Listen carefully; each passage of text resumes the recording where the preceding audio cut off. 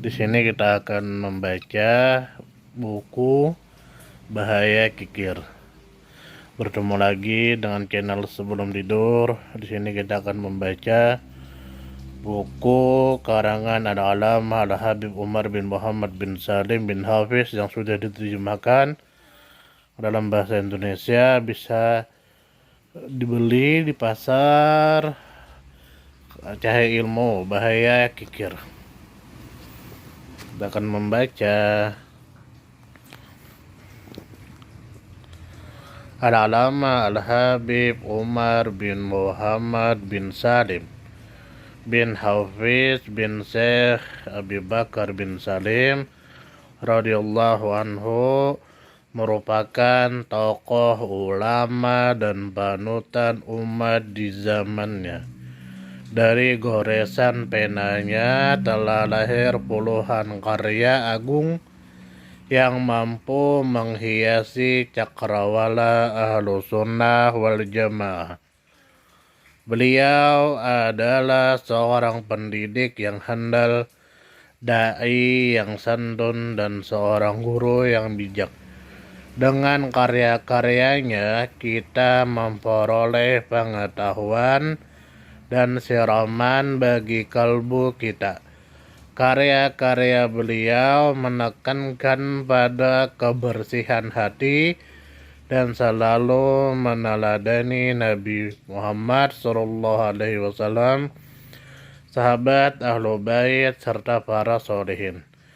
Buku yang ada di tangan Anda sekalian ini adalah terjemahan dari salah satu karya beliau yang berjudul Al-Qabas An-Nur Al-Mubin min Ihya Ulumuddin. Kitab ini adalah ringkasan dari kitab Ihya Ulumuddin.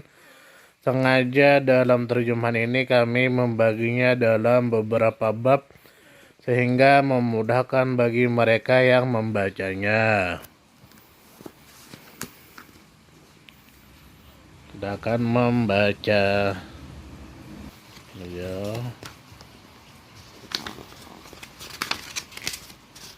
Kir. Daftar isinya.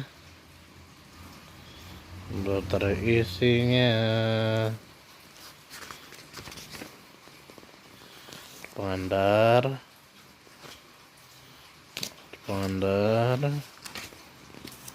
Oke, bahaya kikir. Nih.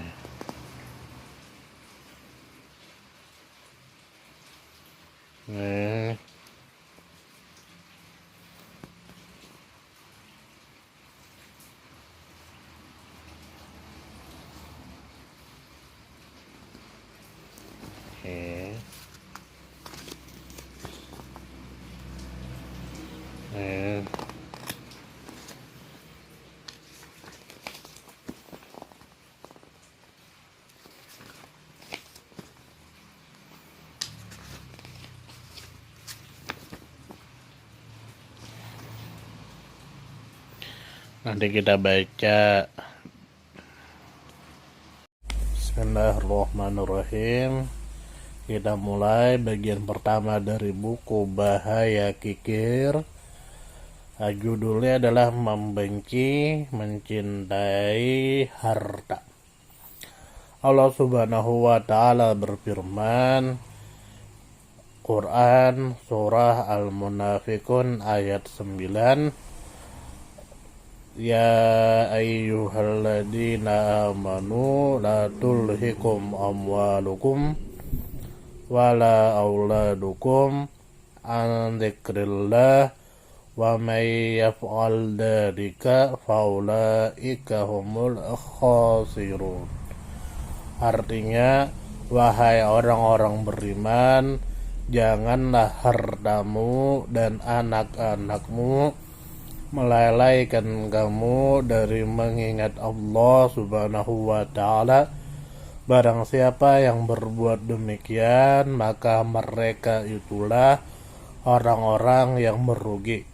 Quran Surah Al-Munafikun ayat 9. Selain itu Allah juga berfirman, innama amwalukum wa auladukum fitnah wallahu indahu ajrun azim. Artinya sesungguhnya hartamu dan anak-anakmu hanyalah cobaan bagimu, dan di sisi Allah Subhanahu wa ta'ala lah pahala yang besar. Quran Surah At-Taghabun ayat 15. Dalam hal ini baginda Rasulullah Shallallahu Alaihi Wasallam bersabda, Madi'bani Doriyani wa fi riwayatin Ja'i'ani ursila fi zuribati gonamin bi'aklara ifsadan fiha min hubbis syarafi wal mari fi dinir rajuli al muslimi. Artinya ada kalanya dua serigala yang lapar tidak lebih membahayakan harta orang lain daripada sifat rakus yang ada pada diri seseorang untuk merampas harta seorang muslim. Hadis riwayat At-Tirmidzi nomor 2376 dan An-Nasa'i hadis nomor 11136. Selain itu baginda Rasulullah sallallahu alaihi wasallam juga bersabda, yaqulu ibnu Adam mali mali wa halaka min malika illa ma akalta fa'afnaita aw labista fa'abalaita aw tasaddaqata fa'amdaita. Artinya anak Adam berkata, hartaku, bukankah yang termaksud hartamu adalah yang engkau makan sehingga habis, atau yang engkau pakai sehingga rusak, atau yang engkau sedekahkan sehingga pahalanya akan kekal. Hadis riwayat Muslim nomor 2958 dan 2959.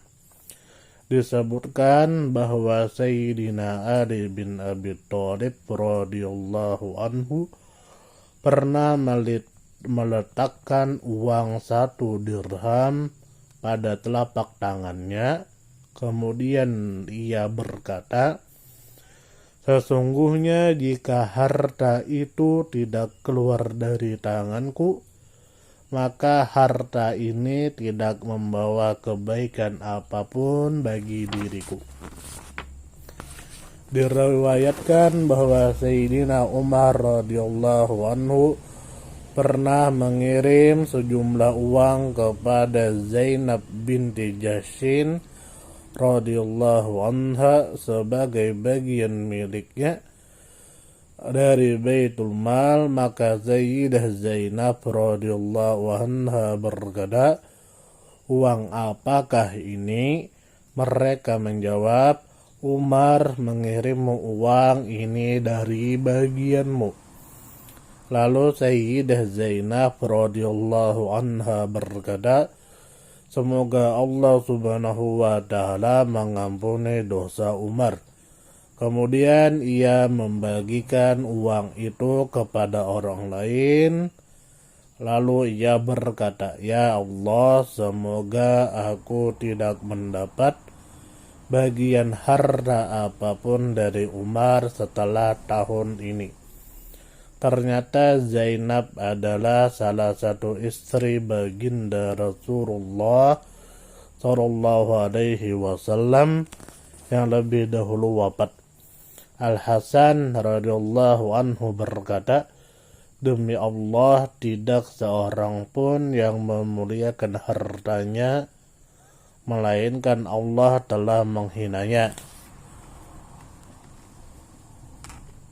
Sayyidina Smith bin Ajlan radhiyallahu anhu berkata, sesungguhnya uang dirham dan dinar termasuk idola orang-orang munafik, sehingga mereka dapat dimasukkan ke dalam api neraka. Al-Imam Yahya bin Mu'adz radhiyallahu anhu berkata, sesungguhnya harta adalah bagai seekor kalajengking. Karena itu, jika engkau tidak pandai menjaga dirimu dari sengatan kalajengking, maka jauhilah harta. Karena jika ia menggigitmu, maka engkau akan mati oleh racunnya. Mereka berkata, jikalau begitu, bagaimana cara memiliki harta? Lalu beliau menjawab, hendaklah engkau mencari harta dengan cara yang benar, dan hendaknya engkau membelanjakannya dengan cara yang benar.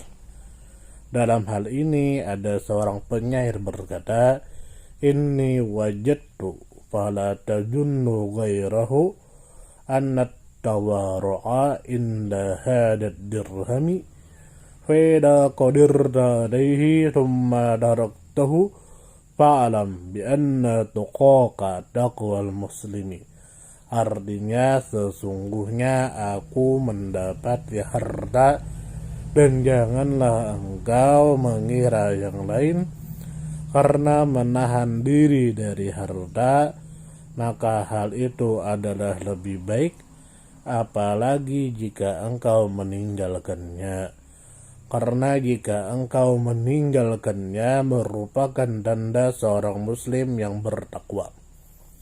Disebutkan pula dalam syair lainnya, la yagurrannaka minal mar'i famisun raka'ah aw izarun fawqa ajmis saqi minhu raf'ah aw jibinun laha fihi alarun qad khala'ah arihid dirhama ta'arraf gayyahu aw wara'ah. Artinya, janganlah engkau heran dari seorang yang bajunya ada robeknya, atau sarungnya setinggi tulang betis, atau seorang yang dahinya ada tanda sebagai seorang yang suka bersujud. Karena itu, untuk mengujinya, dekatkanlah harta kepadanya, nanti engkau akan mengetahui apakah ia seorang yang mencintai harta ataukah tidak. Disebutkan bahwa Muhammad bin Ka'ab al-Quradi radhiyallahu anhu telah mendapat harta yang banyak, maka dikatakan kepadanya, alangkah baiknya jika engkau menyimpan hartamu untuk masa depan putramu. Kemudian Muhammad bin Ka'ab radhiyallahu anhu menjawab, aku tidak akan menyimpan hartaku untuk putraku, tetapi aku akan menyimpannya untuk diriku di sisi Tuhanku, dan aku akan menyimpannya pula di sisi Tuhanku untuk putraku.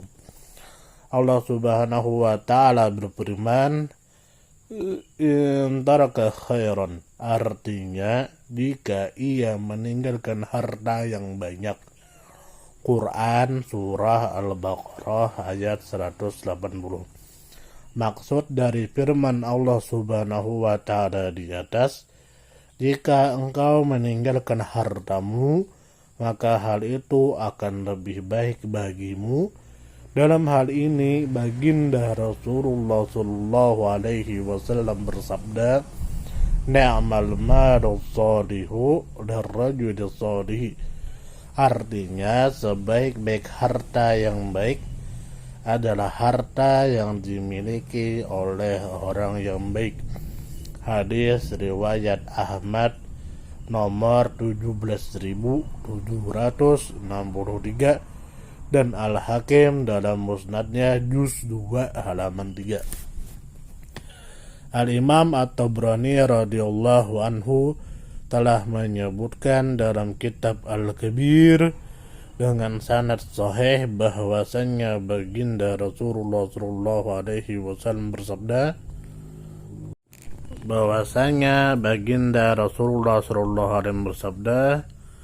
"Ni'mal malu az-zalihu lil mar'i salih." Artinya, sebaik-baik harta yang baik adalah harta yang dimiliki oleh seorang yang baik.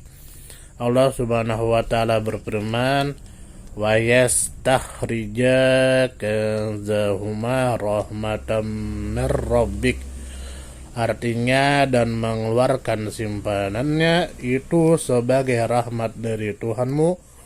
Quran Surah Al-Kahfi ayat 82. Dalam ayatnya yang lain Allah Subhanahu wa taala berfirman, "Wa yaj'al lakum jannati wa yaj'al lakum anhara."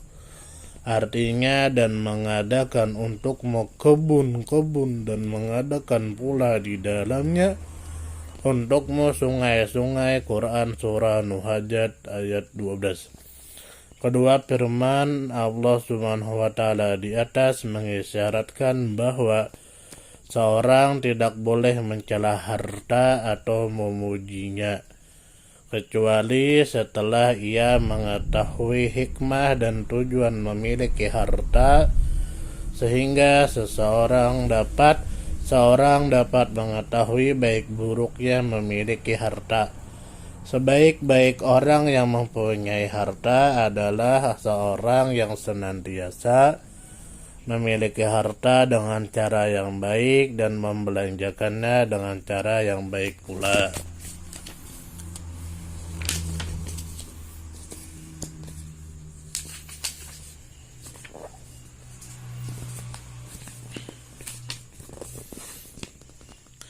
Rasulullah sallallahu alaihi wasallam pernah ditanya, "Wahai Rasulullah,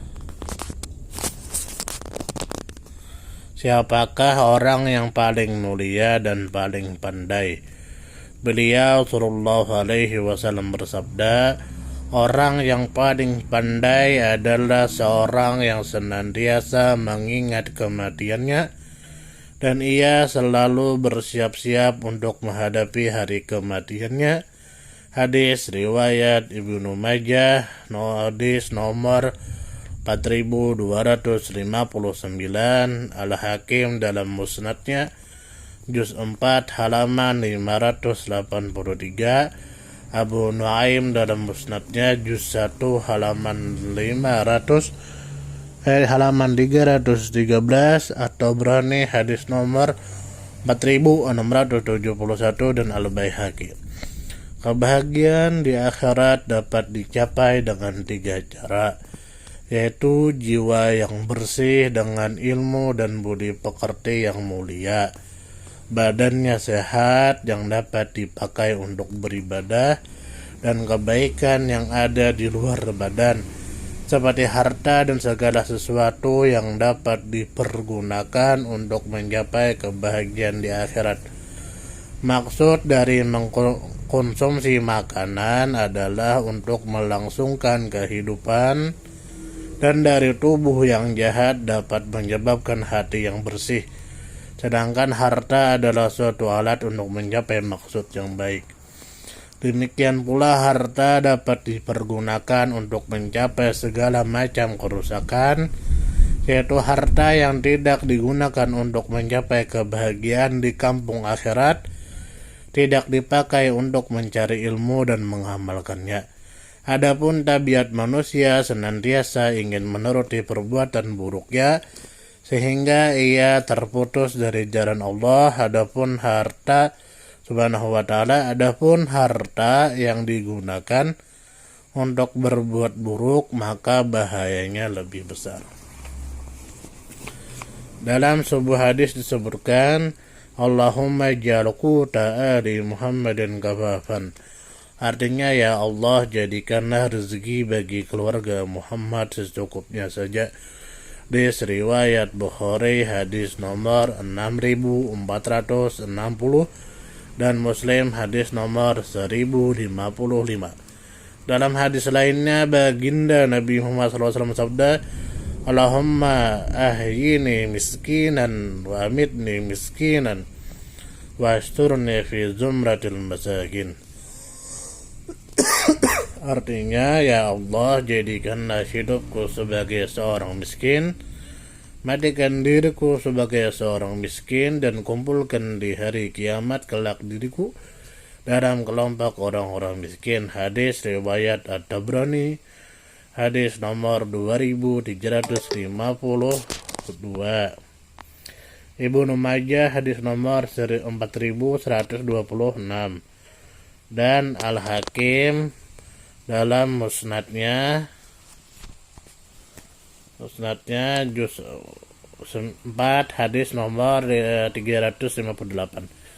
Nabi Muhammad SAW bersabda, Ta'isa abdud dirani Ta'isa abdud dinari wa ta'isa abdud dirhami ta'isa wan dagaza. Artinya, sungguh celaka seorang yang menghambakan dirinya kepada hartanya, sungguh celaka dan amat merugi pula. Hadis riwayat Bukhari, hadis nomor 6435. Dari sini sudah cukup, nanti kita lanjut kepada keburukan dan kebaikan memiliki harta. Wassalamualaikum warahmatullahi wabarakatuh.